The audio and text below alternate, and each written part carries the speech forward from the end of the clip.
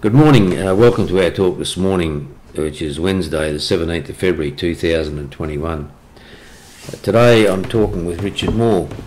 Richard was a country boy who is going to share his stories of his early life, coming to Midland, living in Helena Valley, and ultimately working at the stores branch with the Western Australian Government Railways in Midland. Welcome, Richard. If I could start with asking you your date of birth and where you were born. Yes, I was born in Mora on the 13th of March 1929 and lived my primary school days around the Mora district. My father was a teamster, always worked horse teams on farms. And the last farm which I remember most, we spent the last 7 years before we moved, was Exmoor, which was next door to Berkshire Valley, about 15 kilometres east of Mora. So the day Mum and Dad took you home from hospital, you went back out to this farm? No, when I was born, my dad was working at Bendy Bendy, and I was taken out to Bendy Bendy and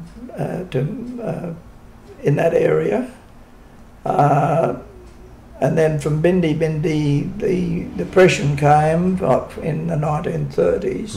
Dad didn't have a job for 18 months, and he was around had a house in Whalebing that he was allowed to live in rent-free.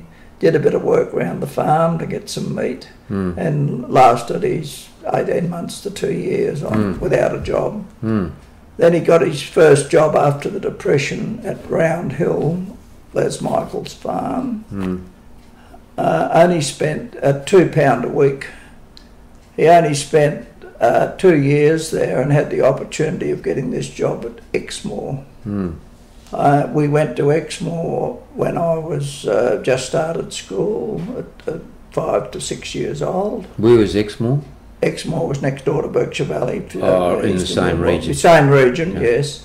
And travelled to the Round Hill School. How did you get to and from school? My brother, who was 5 years older than me, I only had the one brother, 5 years older, took me either on the back of a bike, or eventually Dad bought a horse and sulky from Coomerdale. We went up and picked it up, and brother Harry and I used to use that to go to school. He left at 14, went to work, and I either used to ride the horse to school or ride a bike to school. I was riding a bike, but got some heart trouble. So the doctor said I had to give up riding a bike. And I went to riding the horse, and used to take a nose bag, and you tie the horse up outside the school. There was bush around the school at Round Hill. And there was probably 3 of us used to come with a horse.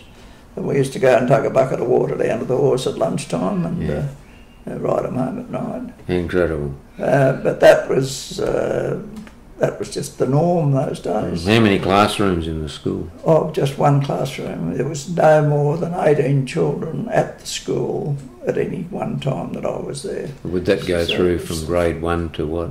Grade 1 to grade 6. Right.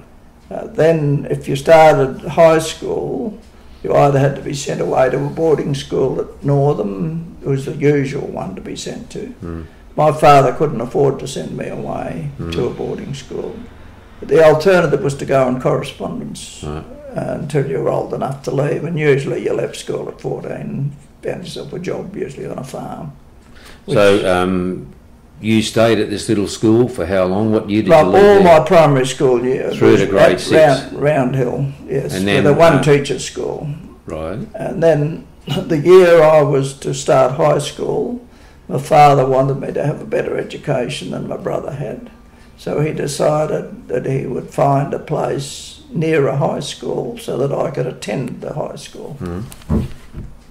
Friends of his referred him to somebody they knew in Helena Valley named Charles Rhodes. He came down and saw him, and Charles Rhodes told him of a property available in Fife Street, Helena Valley. He went and looked at that and bought it. this was in the latter part of 1941. In 1942, January, he left the farm. He and I drove a horse and sulky from Berkshire Valley down to Helena Valley, which was a 2-day trip. My mother and my brother Harry, who'd left his job at 18, he came down on the train on the Monday. Dad and I left Saturday and arrived at Helena Valley on Sunday night, the 30th of January 1942. My brother and Mum arrived on the Monday, the 31st of January 1942. And he joined the Air Force as soon as he got down to Perth. I started high school at Midland Central School, which is now the Midland Arts Centre, I think. It's been a technical school after it closed as a school. I was a very nervous country boy with coming from such a small school. We didn't have any team sports. And I went in there and I was put into a professional class. They had professional, industrial or commercial classes, and I was put into a professional class. For what reason I do not know. They must have graded you in some way. They graded me in that way. We only spent a month in class at Midland, and Broome and Darwin were bombed, and they decentralised the school. They had a big assembly, read out different primary schools that you would have come from, and they all had to go to Mundaring to school, read out another list of schools that you came from. They had to go to Bassendean to school because they were worried Midland was going to get bombed next, leaving the Midland workshops there. So the Helena Valley wasn't mentioned when they read out the names of the schools. They said at the end that any school that wasn't mentioned, you went back to that school and went on to correspondence. So I fronted up at Helena Valley School to the shock of the teacher, which was then a one-teacher school, and said that I had to start there on correspondence. In what grade, 7 or 8? In grade 7. Yeah. Now, I don't know, I can't remember the period of time, but it was possibly about a month later the inspector turned up at the school. Wanted to know what I was doing there, and when I told him the background, he said, "You shouldn't be here, you should be at Mundaring attending classes." So I then, from then on, caught the train at Boyer in the morning. We went up to Mundaring, arrived at 9:30, 9:45. We started school at 10 o'clock. Finished at 5 o'clock and caught the train back to Boyer, and so that was for 1942. So the school at Helena Valley, is that where the existing Helena Valley School is located? The Helena Valley School was built in 1927, April 1927 it was first opened. The original classroom was a single room school. Is still there in the complex of all the buildings. There's over 300 students there now. But the original weatherboard building, weatherboard asbestos, is still in the middle of all this. And the school at Mundaring, is that the one? The one at Mundaring, when I arrived up there, I was put in an industrial class, grade 7, and that was in the Methodist Church Hall. Oh, so it wasn't in the It wasn't. building. All the other school buildings were filled up with all the other students from by the time I got there. That's my clock striking. So it's not the building that's opposite the Arts Centre, the old post office in Mundaring.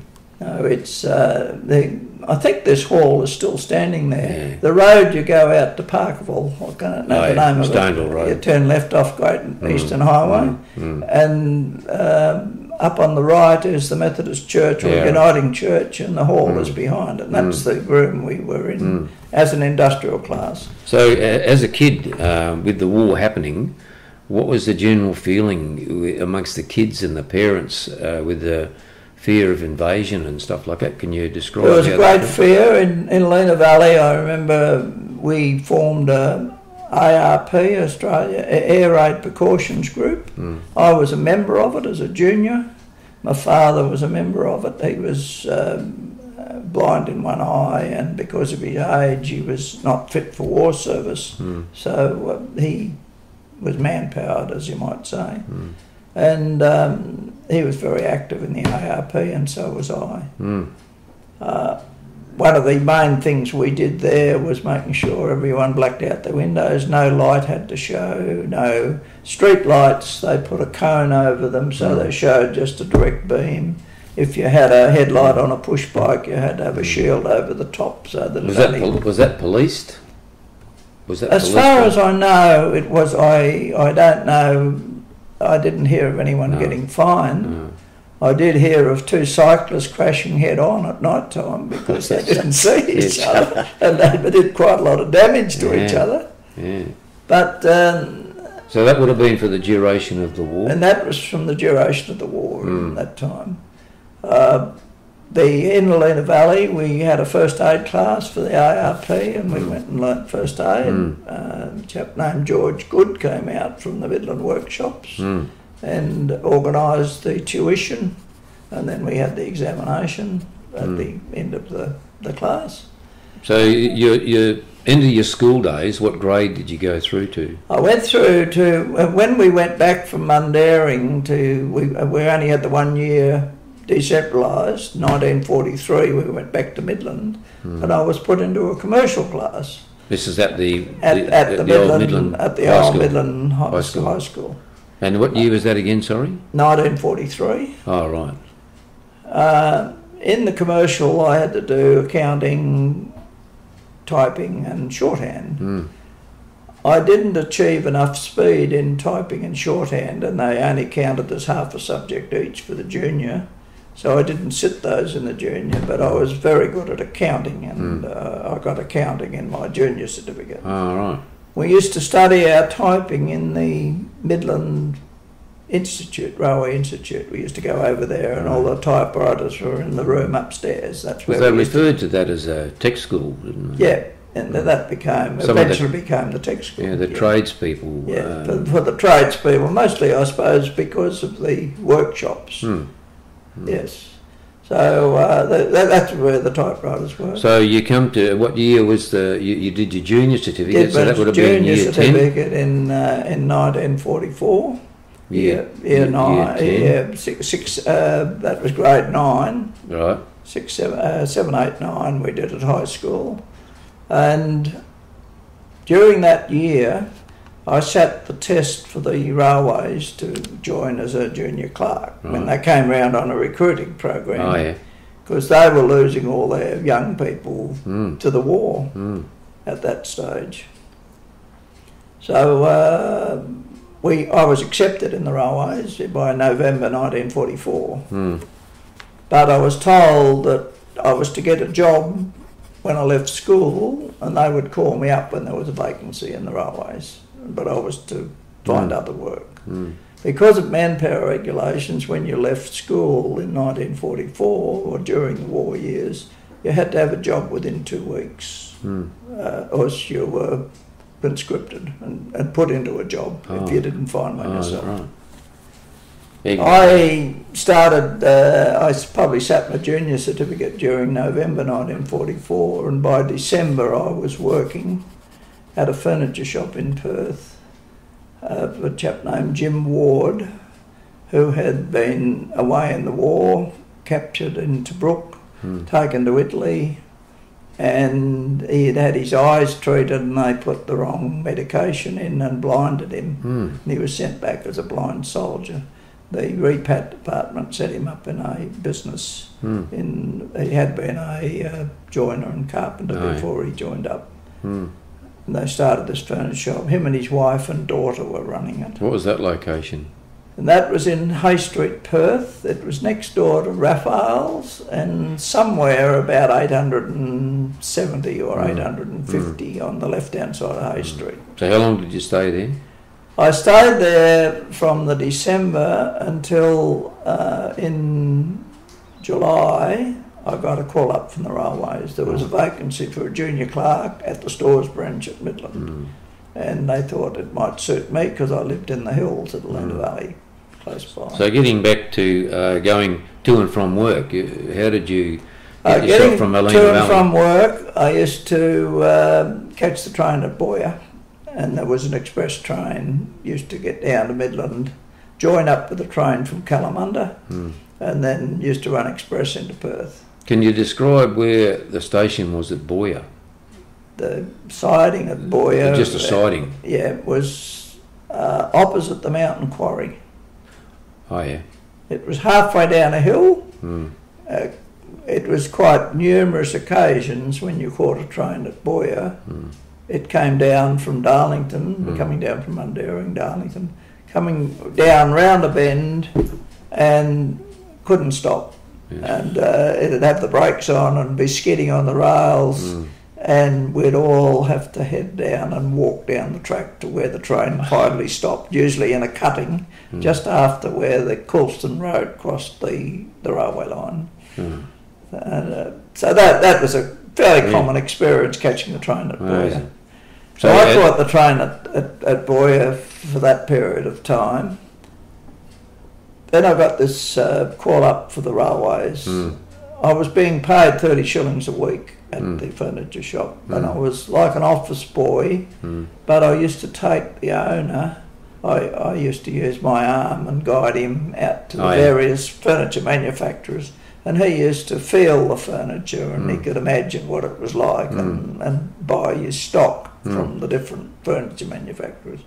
And they were always bought uncoloured, they were just bare wood.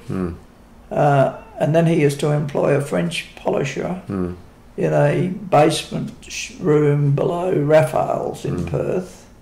And if I had not much to do up in the shop, he used to send me down to help the French polisher, and I used to be rub with a powder methylated spirits or else sandpapering and polishing the furniture. And they used to colour it and polish it to the people's specification. They'd come in and buy the furniture raw and then have it coloured to match their needs.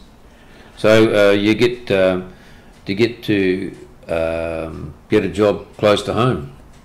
Well, then the railways was going to be the close to home job because that was going to be the stores branch. And while I was in Perth, I joined the Air Training Corps, and I used to go to a parade at the Christian Brothers College in Victoria Street on a Saturday afternoon. One of the main perks was they had a canteen, and I could buy a block of chocolate for Mum and take it home to her, because you couldn't buy chocolate during the war. So that was a bit of a perk of joining the Air Training. But I didn't ever get to do a camp. I started in the railways. The morning the atom bomb went off in Hiroshima, and 6th of August 1945, I walked down all intrepid and nervous, down through the workshops to the stores branch to start my new job. And then we got the word that the atom bomb had gone off, and then shortly after another atom bomb went off, and they declared peace. So who did you have to report to at the stores branch?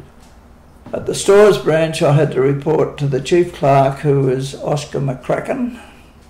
The controller of stores was Lewis Thomas Hickey.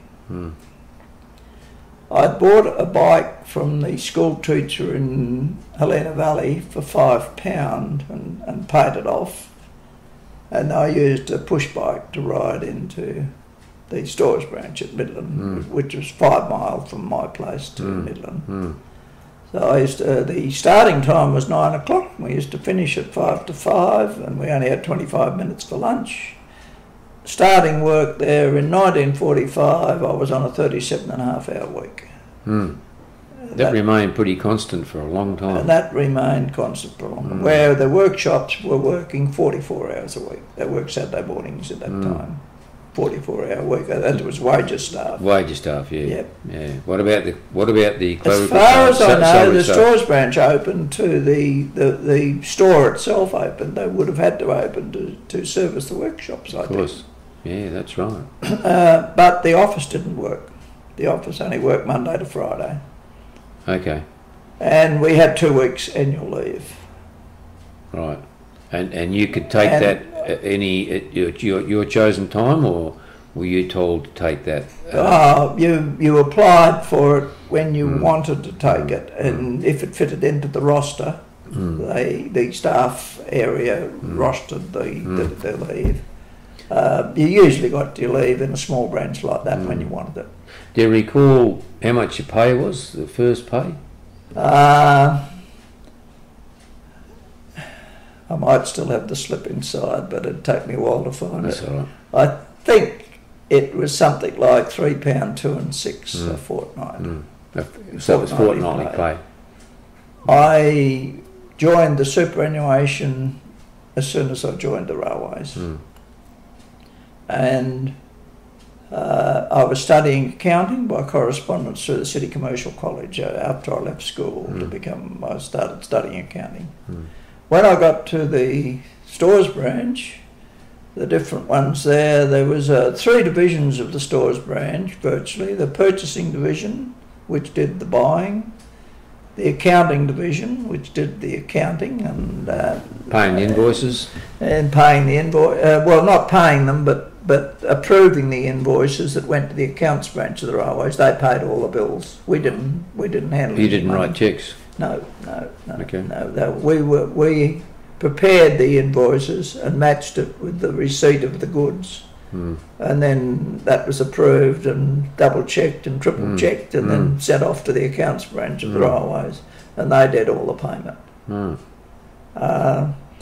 We always paid on invoice, and of course, which is foreign to firms who pay on statements. Firms used to send us statements and they'd have queries on the statements. We used to throw the statements in the bin, but eventually there'd be that many phone calls from the firms because they had what they termed money that was still owing to them by the railways, and they wanted it sorted out. And somebody would then have to be put onto it to research why this bill hadn't been paid. And generally we used to find out that our accounting was correct and their accounting was wrong. The railways had a very good system, I found.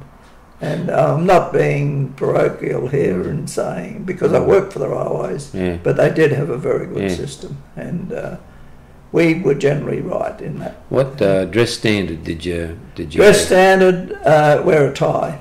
Although we had no contact with the public, we were in the workshops, we had to wear a tie. If you wore shorts, you had to have long socks up to the knee. Did you have an office of your own? No, it was an open office, open plan office. The purchasing were at one end of the big office. When you walked in the main front door of the stores branch, the first door on the left was the comptroller of stores. Second door on the left was the chief clerk. And then the next door went into the general office on the left. The first door on the right was the records department, where all the mail and correspondence and everything coming in and going out was all handled, plus the typing pool. They had what they termed a typing pool of 3 or 4 girls. All the letters that were written by the staff in the general office, you drafted on paper with a pencil, and had to use scrap paper. Draft, sent it down to the girl, they typed it, you checked it and had to put it to your boss, who then checked it and counter-initialed it, and then it was sent into the chief clerk, and either the chief clerk would decide if he had authority to sign it, or some things could only be signed by the comptroller of stores. But, so there was a fairly strict system.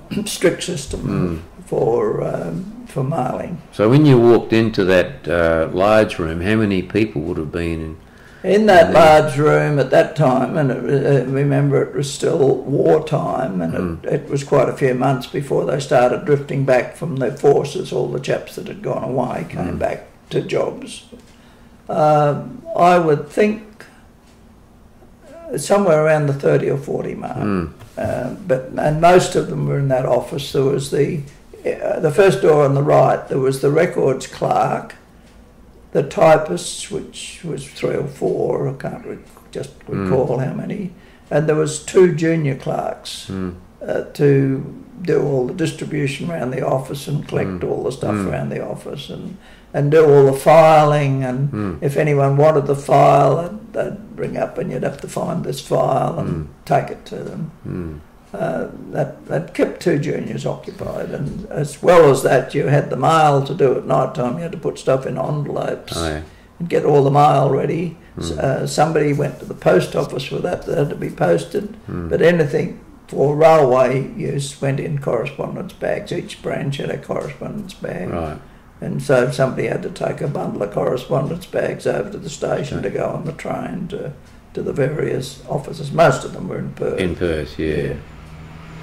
And these fellows that came back from the war, was their job waiting for them, or were they... Well, they had to sort of integrate them, and some branches had a lot of difficulty because they had to keep replacing people. They had a lot more come back than they had jobs for. And the stores branch changed their system. They had a great big ledger machine when I went there. There was 2 girls used to operate this ledger machine. A whole heap of cards which covered all the stock that was held down the store, and they had to record all the stock coming in and all the stock going out. And the stock coming in was checked off by the receiving depot down the bottom end of the store. That's where the goods came into. They were checked and then passed on to the storeman of the section. The store was divided into the various sections: hardware, electrical, bolts and nuts, oil, diesel came in eventually, but that was some years later. Engine material store was for the steam locomotives. So the store is quite like a double-storey building. Was your office, the office you've just described, is that on the bottom floor, or the ground floor? When I started there, it was on the bottom floor only. So where was the actual store where the guys from the workshops, the blokes from the workshops? Actual store was then a continuation of that building. The office was only the front section, and that also on the right-hand side, after the records department, was the stationery store. And then from there on, there was the hardware store, then the electrical store, then the bolts and nuts. And then the dispatch and receiving depot. And then the engine material store was beyond that. So and the oil store was remote, the timber store was remote, and the steel store was remote. Right. So if someone from the workshops came in with a requisition, I assume they had a requisition. Can you describe, if someone wanted a particular part, they would come in, would they have to go to the one desk, or would they have to go to the process of getting stock? Well, I'll go through the process of getting stock into the store and then how it goes out of the store. Going into the store, the goods came in to the receiving depot. To start the process, the storeman had a card for each item in his stock, and on that card he used to have a reorder point marked. When he got to the reorder point, he had a book that had all the items in it, and he'd send the book up into the office for what had to be reordered. That would go to the purchasing department. They would put it on a form which was called a quotation form, and that was sent out every night. The various quotes for material that was wanted was sent to the firms that were on the list that would supply that sort of material. There was X number of days allowed, something like 5 days allowed to get the quote back. Then that was summarised on a form, and then the selection was made who they were going to order off, get marked, and a girl would type up an order. The order would go out to the firm that was getting the material, going to supply the material, and part of that document would be sent down to the receiving section, so that they knew what was coming in. When it arrived, they matched it with the copy of the order, checked that the goods were correct and in good order, sent them through to the storeman to put away in his section, endorsed the receipt part of the order, the goods had been received, and sent it back up to the office. Mm. That was then filed by a clerk.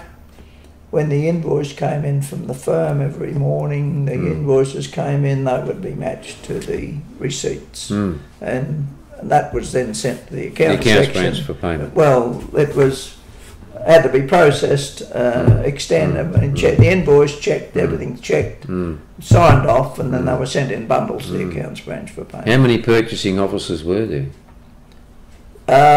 When I started, only one that did the actual, what they called an order clerk. There was a clerk in charge of the purchasing. There was an order clerk. There was a quotations clerk. And there might have been two other clerks that looked after specialised areas with phone work. And who's after the quotations were received, whose call was it to go with that supplier? Well, that was the quotations officer would summarise the quotes. He would mark with a cross what he thought where it should be ordered. It would go into the clerk in charge in purchasing, and he would okay that or query it, sort it out. So there must have been if there was any query about quality, some items had to be sent to the CME laboratory and checked before they could be bought. The CME laboratory had to tell us what to buy. Things like oils, paints, some certain products had to be approved by the branches before we ordered them and bought them. There must have been quite a big receival area. Oh, it was quite a big floor where the receiving stuff came in. So what was actually upstairs in that building? Was there nothing? Well, old storage, an old storage area for files and things. This was initially part of the records department. When I was talking about, but that was explaining how the stock came in. When the stock going out, somebody from the workshops, they had runners. A runner used to come to the counter, and there was a counter at the side door of the stores branch down the store, and a chap named Wally Gray, and they used to call him Monkey Gray mainly because of his appearance. Very similar to the photo on Monkey brand soap. Oh, yeah. And so he was always called Monkey Gray. Yeah. But he would get the requisition, and then he'd have to take it to the section of the store, whatever the goods were. They would pull the stock out, mark the requisition, take it back to him. The guy would come back to pick his stuff up at a appointed time. He'd pick the goods up and sign the requisition that he'd received it. Then those completed requisitions were sent up to the office every day. Then they went to the ledger clerk, who priced the goods, how much they were how much that cost us when they come in. There was no profit margins, of course, added on. It was just whatever it cost the railways. Yeah. And then those requisitions were processed. There was 3 copies. One copy went back to the branch, showing them how much it had cost, and that was for their cost clerks. One copy, the original, went down to the accounts branch, and they processed it. They kept like a major ledger down there of the stores branch, which was a double check on our ledger that we kept. And the bundles of requisitions were done up, and the total value. Girls on a contometer used to do all this, which is adding machines. It's like a ledger. Yeah, it has rows of keys, 1 to 10, but it was 0 to 9 actually. But the girls never went past 5. Their fingers, they used to. If they wanted Double 6, up. they pressed 2 3s. Combinations, and their fingers moved that fast that you couldn't see them moving. They were so good on contometers. And they did all the calculating and extending the requisitions. Then another girl had to do the check. Each girl had to initial the one that did it. And it was the checking one that had the responsibility. They got into a lot of trouble if something had got through that was wrong, if it was extended at a wrong price. The checking officer. And Bill Sullivan was in charge of the accounts end. He managed the ledgers and the girls that did all this comptometer work, and he was a real tyrant. and he was the first boss that I had. My job was getting the requisitions after they were all extended, bundling them up, putting a number on them so that that became an invoice number then, and then splitting all that up and sending it out in bundles to the different branches. This is your first job? That was my first job in the stores branch. Right. How many junior clerks would have been there? When I started, there was only one other, Len Billing. He'd started in January. I started in August. But they had something like 18 girls employed, all doing boys' work because the boys were away at the war. Oh, okay. And the girls had fought over the years of the war, and only about halfway through the war they got boys' pay for doing boys' work. And did they maintain their jobs when the blokes came as the back? boys came back, they filled the jobs, and the girls, well, there was always someone leaving because in those days girls couldn't stay on once they married. That's right. They had to leave. That's an amazing rule. Yeah, that went on into the 1950s or 60s, I think. I can remember that. They couldn't work after they were married. It was brought in private industry first, that women still working after they married, but governments took a long while to change. What sort of relationship did you have with the Chief Mechanical Engineer's office, the other main part? Well,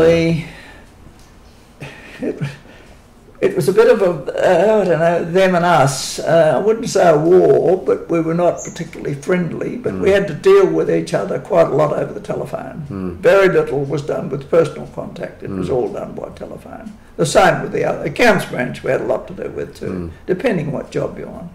Me as a junior, I was flat out all day because as well as doing these requisitions and numbering them, splitting them up and getting them into the right parcels, straight after lunch I had to run off all the quotes that were going out to the firms. I'd get stencils. They had a Roneo machine and stencils, and I would have to run the various, how many quotes I wanted, depending how many firms I was sending them out to. Somebody would give me the list of who they had to go to. I had an address book that I had all these addresses in, and after running the quotes off on the Roneo machine, I had to put the quotes into envelopes and address them to the firms they were going to. Yeah, right. Some firms might get 6. We might have anything like 8 or 10 quotes to do each day, different. They'd group the stuff in different materials that were wanted. Everything was handwritten? And everything was handwritten, yeah. Were there any computers in the stores branch? Oh gosh, computers hadn't come into the stores branch when I left in 1974. Oh, right. The first computing that came in was in the accounts branch, and it was called data processing first. It was a massive setup and a big air conditioning room had to be built to put it in. Then, you know, gradually it went from there. So you must have, you had these clerical jobs that you were undertaking. I diverted a bit to explain the process of receiving and issuing the material, but when you went into the stores branch, there was the record section, the purchasing section, and the account section. As a junior, you had experience in those 3 sections, and I started in the accounts section. I had 6 months in that. Then they switched me into the record section for 6 months, or I might have stayed 12 months there. But one of the other things as a junior, you had to do a handwriting test every month.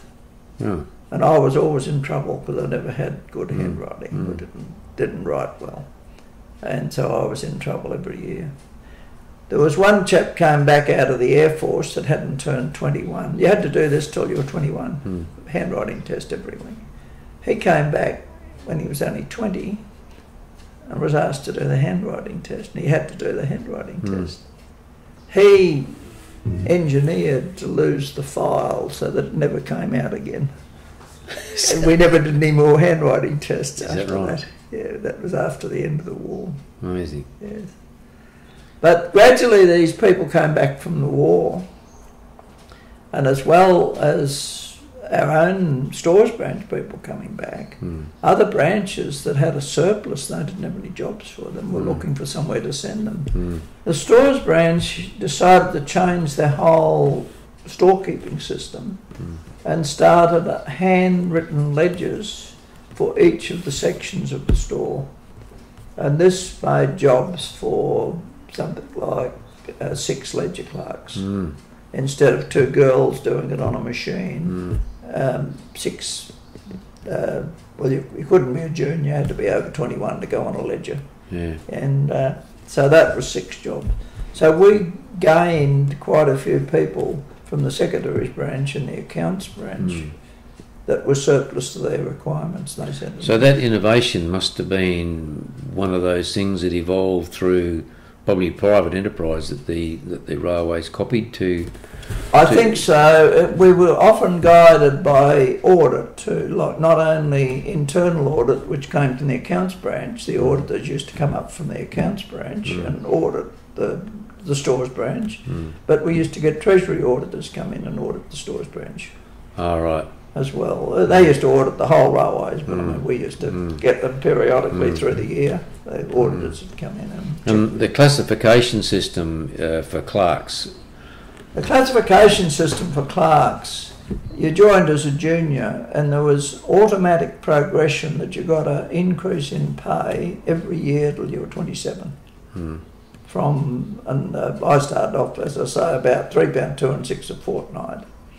I can't recall the figure of what I would have gone up to, but I was fortunate that by the time I was 23, I'd got a promotion. That was after you turned 21, from a junior you became a Class 6 clerk, and your automatic progression went on till you were 27. Then you got no more increases unless you got a promotion. And the promotion then went from Class 6 to Class 5, Class 4, Class 3, Class 2, Class 1, and there used to be about 2 special classes above that. And after that you went on to a different ward altogether called a heads of branches type of ward, or assistant head of branch type of ward, after you'd gone through the Railway Officers Union classifications. Well, I was fortunate that by the time I was 23, I got promoted to Class 5. Right. Did you have to apply for that job, or did they? Oh yes. When a job came up that was above Class 6, Class 6 jobs, you just got transferred. Yeah. They transferred you around for experience. And I was fortunate that I got moved around. There was one assistant in the staff clerks. There was one staff clerk and he had one assistant, which was a Class 6 officer. And I was moved into that job for 6 months. I also had various jobs in the purchasing area. And then quite a few of the jobs in the purchasing area were Class 5 though, if you were buying stuff. You were at least Class 5. The order clerks were Class 3. Aye. But we had a new controller come in named Charles Gates. He was from the traffic branch. And there was an institution got together called the Transport Officers Association. And they were promoting qualification in the railways. They should get some sort of qualification. When Charles Gates came, he warned everyone that you need to start studying, do something. And we studied this Transport Administration diploma. Well, I was about halfway through that. There were 6 of us studied.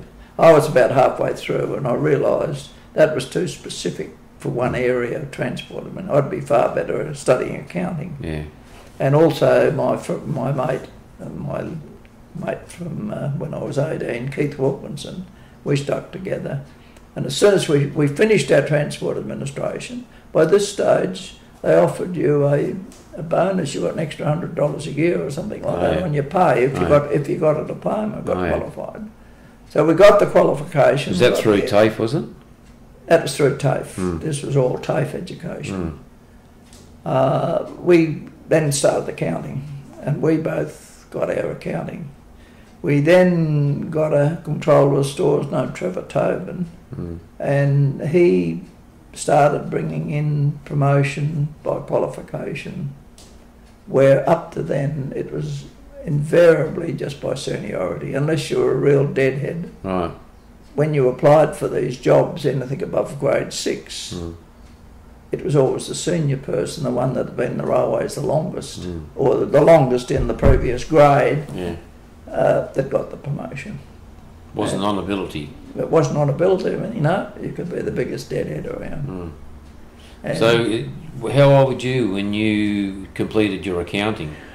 When I completed my accounting, I was probably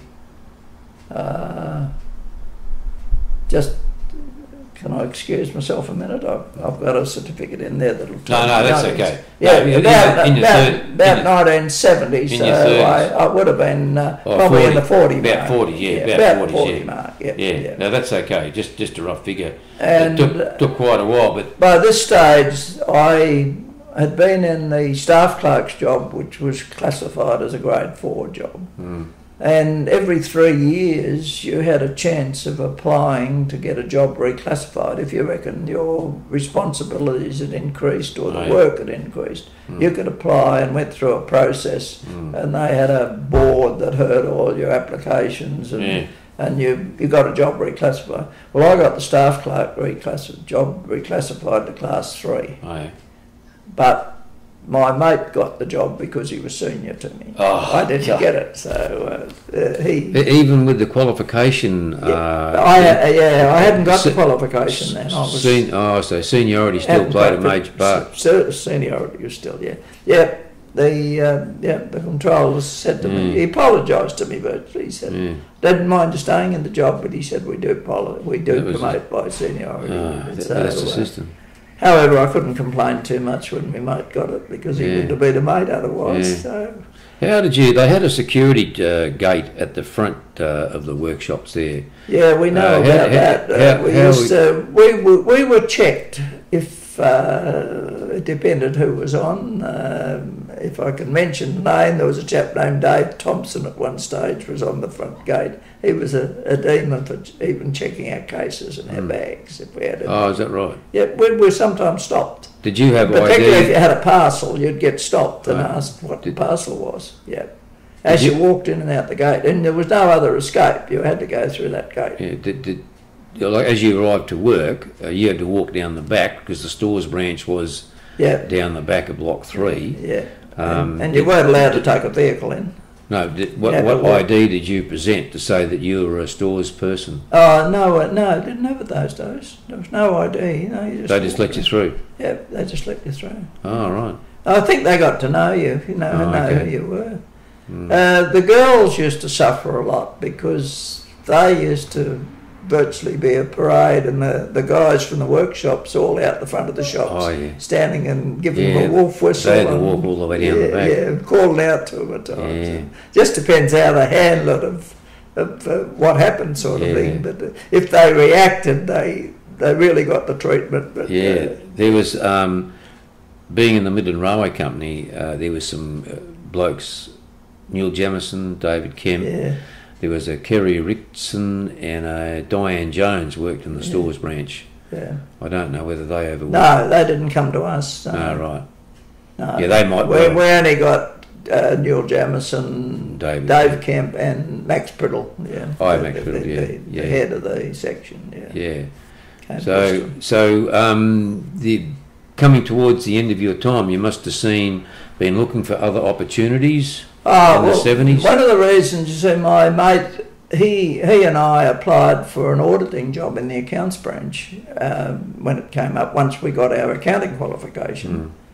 And he was selected on seniority basis again, because he was senior to me. He'd been in the railways longer, and he got promoted ahead of me because of his seniority. He just kept that jump ahead. So he went down to the accounts branch from grade 3 to an internal audit job, which I think was something like grade 1. Oh, right. Well, I was jumping 2 grades.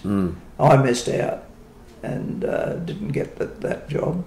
But when Trevor Toden came in, he promoted by qualification, and he created a special job in the stores branch, special duties officer, which was to prepare the budget and prepare for any capital works. If we wanted a new crane down the store or things like that, you had to put the submissions in and try and get it.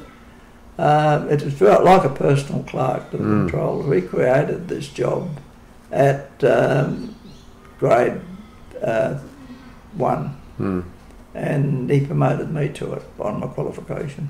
Oh. He virtually made the job. How long were you in that position for? And I was only in that position for about 12 months, I should say, and I was promoted to training officer at civil engineering. So was that of your choice, or did you see that in the weekly notice? I saw that in the weekly notice and applied for it. I was interested because at this stage I was part-time teaching at TAFE. Right. We were over the street one lunchtime having our lunch, and the principal of the Midland TAFE, Dick Cotton, had run a couple of classes that I'd been through when I was studying. And he saw me, he said, "Oh, you're just the bloke I want to see." And I said, "Oh, why is that?" He said, "Oh, I'm a chap taking the bookkeeping class is leaving." He said, "I want someone," he said, "could you come in and take it over?" And I said, "Oh, don't know, I've never done it before." "Oh, you know what to do, you've been in tech, you know." Yeah. He said, "Oh, get yourself a book," he said, and Good on he you. said, "Next Tuesday." And I said, "Oh, well, I'll think about it and I'll let you know."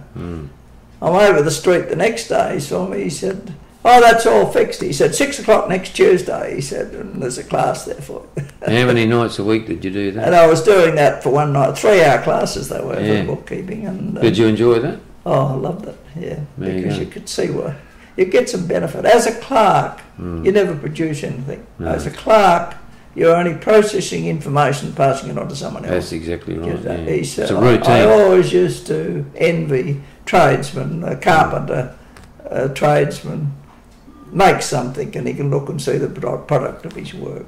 A clerk doesn't ever see that. No, There's nothing, it's just processing information. No. So, and teaching, I found, TAFE teaching, you saw the product of your work at the end of the class, if you could get them through that exam at the end of the year. Of course. And they were so pleased too that they'd passed. So I did that for 25 years, a part-time lecturer at the Midland, and I did a little bit of work in Perth. I retired from the railways early, I was only 58 in 1987. Oh, okay. And I did quite a lot of extra work. They employed me in the daytime doing part-time teaching as well. After you retired? After I retired, as well as the night work. I even had one job, somebody from the prison got in touch with them at Midland TAFE and they wanted somebody to go in and tutor 2 women that were studying accounting by correspondence. And I got 6 weeks work there at $35 dollars an hour to go in and a couple of hours a week and tutor these women with their accounting studies. That was interesting. Your overall recollections of the railways were good days? Yes, I thought the railways was a wonderful organisation. I think it was very well structured. I would back its accounting system against anything I've struck anywhere. As I say, I had a lot to do with accounting queries and that in my time in the account section of the stores branch, and I would say that more than 90% of the time, if there was a query, we were right and the private firm were wrong in saying we still owed them money. So you had no regrets leaving the stores branch? I did have regrets because it was a very friendly group, a great team to work with. A lot of banter went on around the office, but the work got done. All the work got done. Good team. Good team, yeah. And we didn't really have any good snags.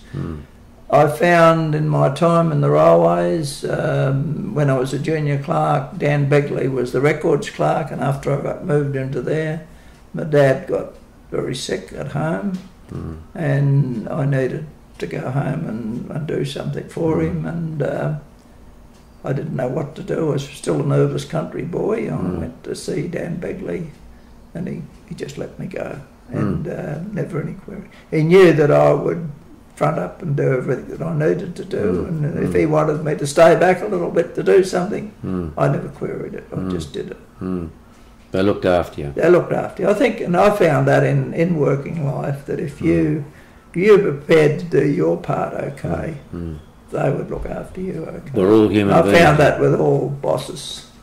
And my daughter finished up in the railways at the accounts branch. She started, and then she went to the CME branch as the compensation clerk, and then she got a class 4 promotion down to back to the secretaries branch, working with Stan Russell. He was on special duties and handling big amounts of money, and she learnt computers there, and was very pleased. But I always said to her when she started, I said, if ever you're in trouble or you've made a mistake, don't try and cover it up. Go to your boss, tell him what's gone wrong, explain it, and I said, it'll get accepted.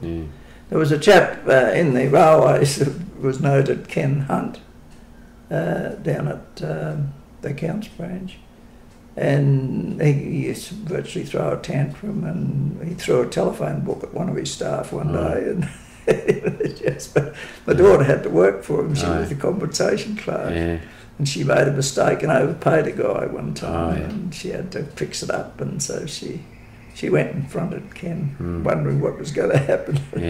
And he was as nice as pie, and just told her what to do and sort it out. And honesty fix is the the best problem. policy. Just go out.